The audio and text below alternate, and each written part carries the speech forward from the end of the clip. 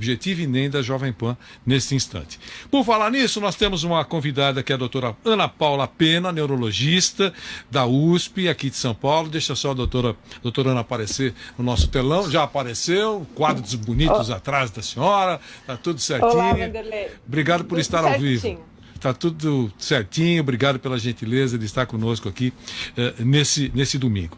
Doutora Ana, obrigada a você.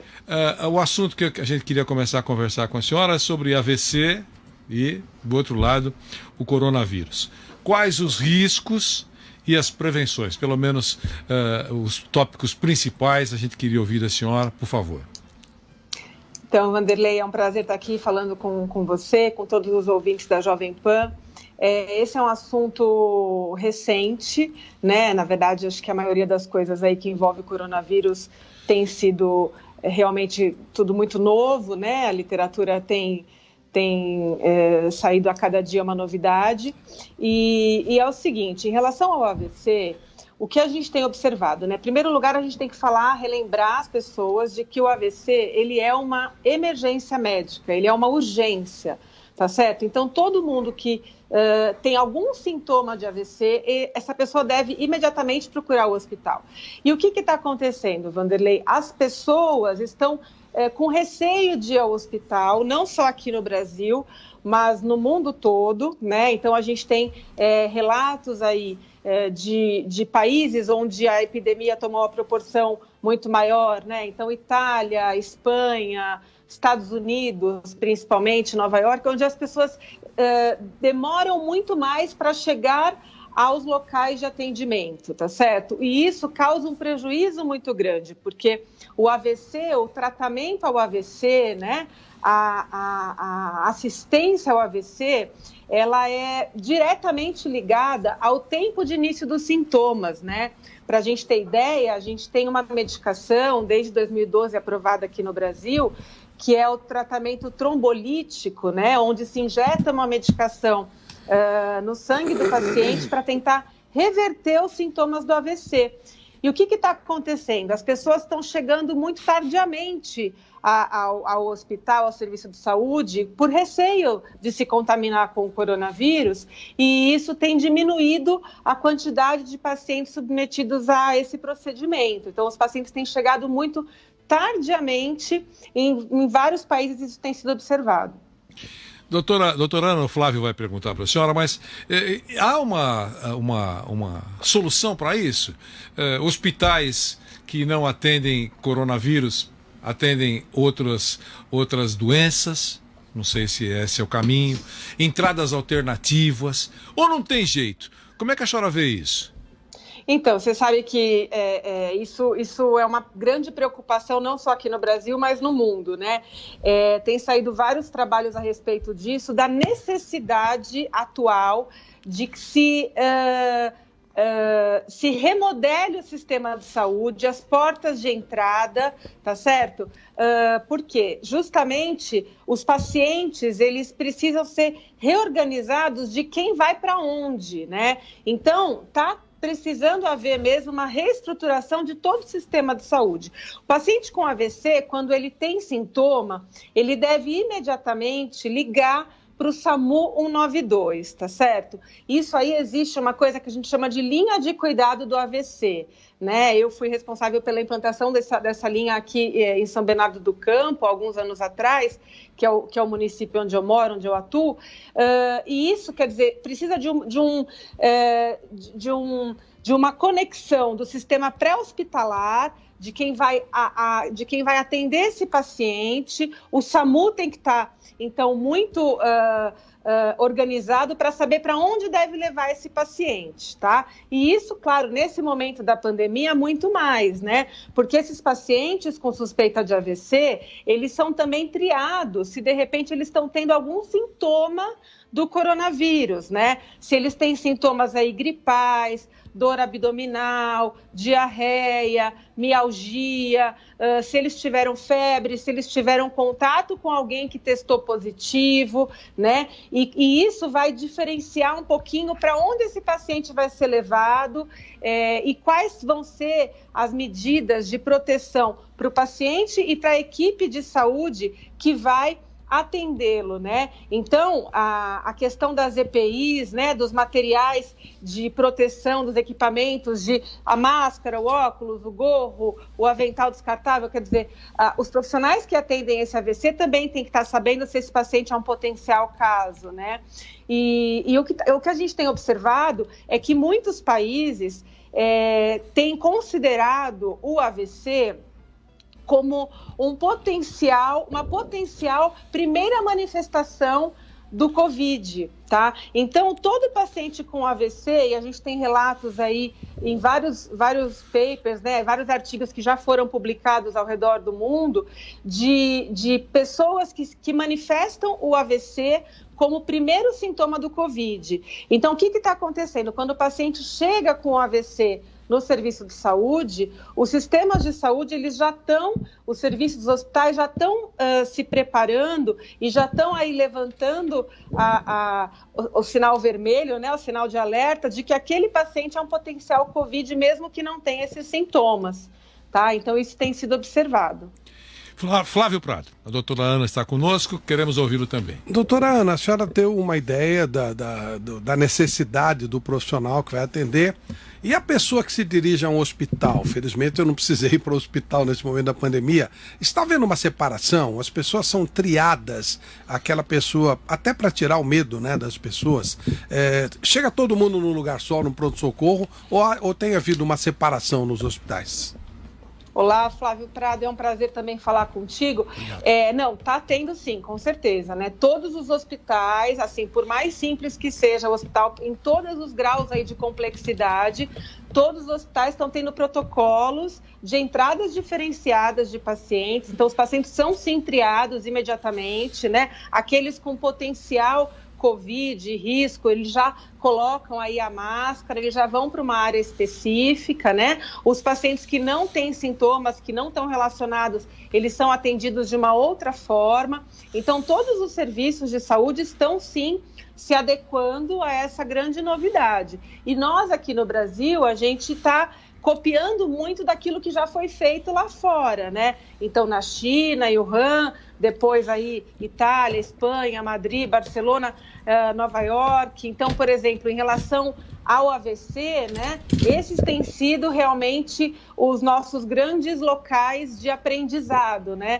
Então, tudo aquilo que a gente tem feito aqui de reorganização nos centros de AVC, reorganização nos centros de saúde, tem sido justamente baseado na experiência desses lugares, né? Então, tudo isso, as pessoas têm que ficar tranquilas e, caso apresentem qualquer sintoma de AVC, devem imediatamente procurar o serviço de saúde, tá? A gente tem observado uma demora muito grande, pacientes que têm chegado aí com 3, 4, 5 dias do início dos sintomas do AVC, e isso impacta diretamente na quantidade de sequela que a pessoa vai ter, na mortalidade, na morbidade, tá? Então, a gente precisa ter confiança nos nossos sistemas de saúde e a gente precisa procurar imediatamente no primeiro sinal.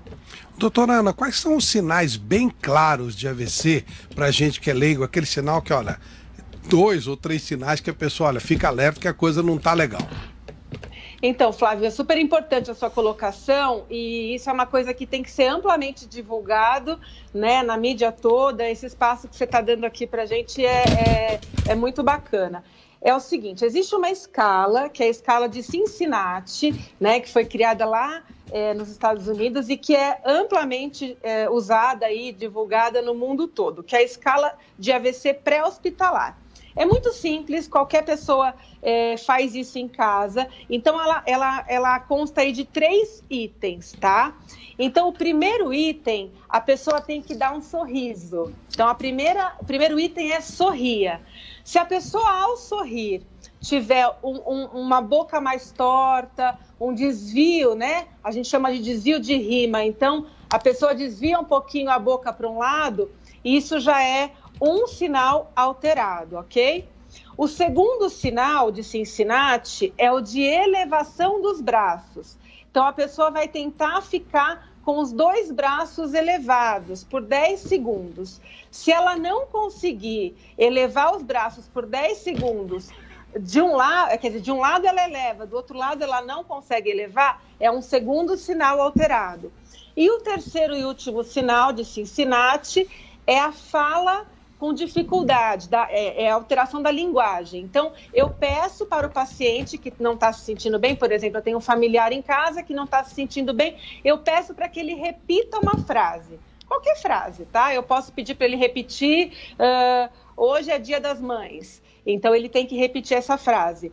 Se, por acaso, ele não conseguir repetir essa frase, é o terceiro sinal de Cincinnati. O que é importante? Essa escala ela é muito sensível para o AVC, tá? E ela é usada tanto para o paciente em casa, quanto nos serviços pré-hospitalares, SAMU e tal, né?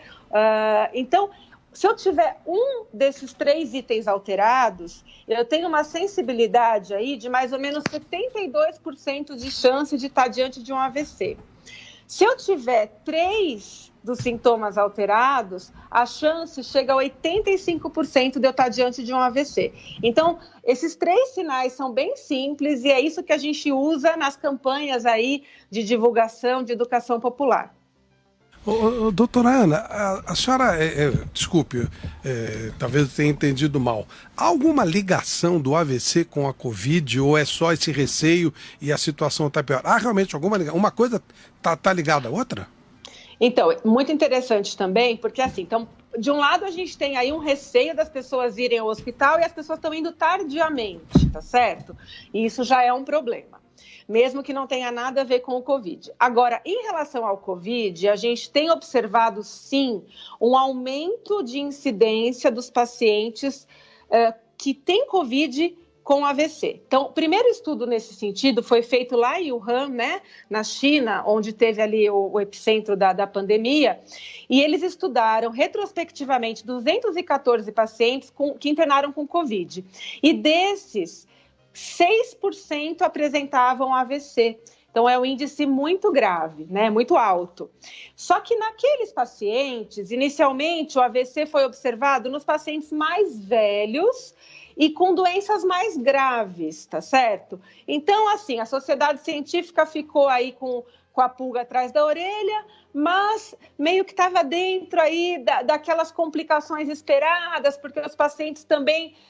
esses que tiveram AVC também eram aqueles que tinham mais fatores de risco, então eles tinham mais hipertensão, diabetes, problemas cardíacos, então eram pacientes com mais fatores de risco já para o AVC. Muito bem. Porém, na Espanha, tá? Madrid, Barcelona, os centros começaram aí a observar um aumento de AVC nos casos com Covid. E recentemente, tá, isso veio à mídia, né? Então, claro que as publicações científicas elas têm saído, mas ainda muita coisa que se observa não foi publicada por falta de tempo, né? Então, a gente sabe aí por participar de simpósios, webconferências, webinar, enfim.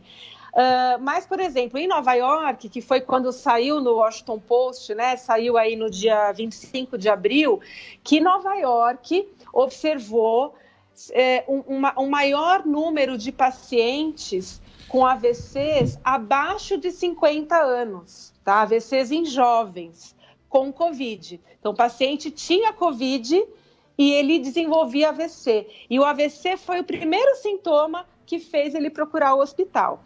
Eles publicaram no New England, que é uma revista científica de muito impacto, eles publicaram agora no New England, a semana passada, justamente um trabalho onde eles... Foi um relato de caso onde eles relataram 5 casos de pacientes jovens abaixo de 50 anos. E olha que interessante, Flávio, desses 5, um paciente era assintomático para Covid, ele não tinha nenhum sintoma. Tá? E um outro paciente só tinha tido apenas contato com um familiar que testou positivo. Os outros 3 tinham aí algum sintoma de coriza, dor de garganta, tosse, mas nada muito sério, né? Então, agora sim, tem muitos lugares aprofundando esse estudo, essa pesquisa em relação aí por que esses pacientes com Covid têm tido mais AVCs, né? Não só AVCs, mas também doenças cardíacas, né?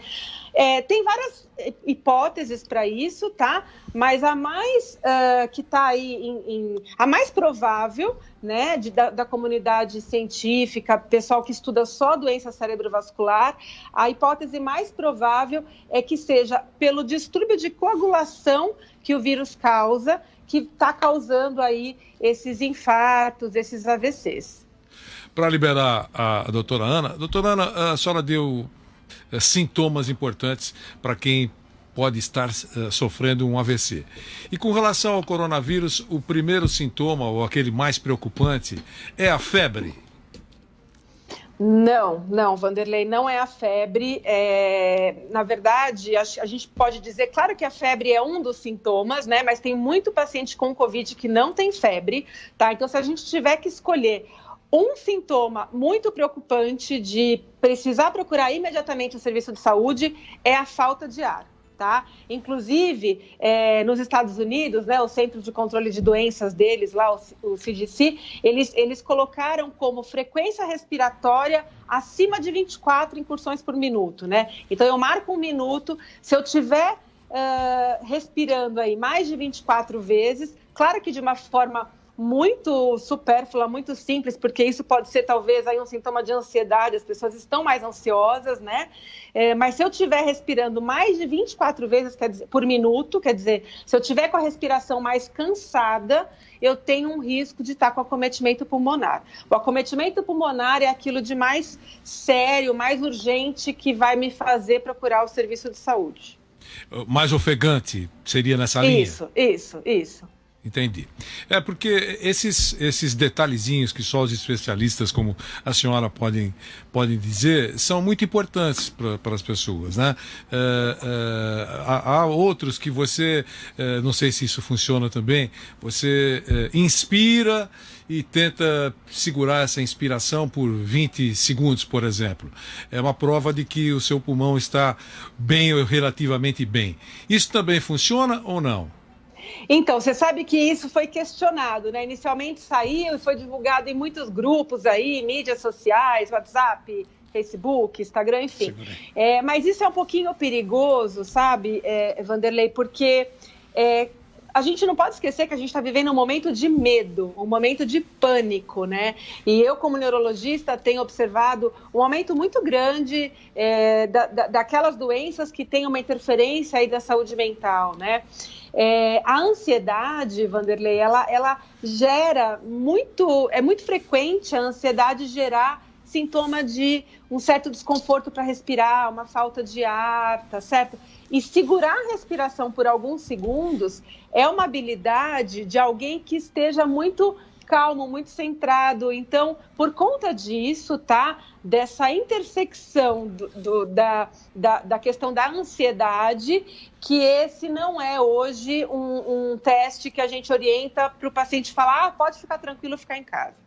Entendi. Enquanto a senhora vai respondendo, a senhora respondeu, entrou aqui uma pessoa, passou, está pulando aqui, sabe, doutora? Felizmente, né?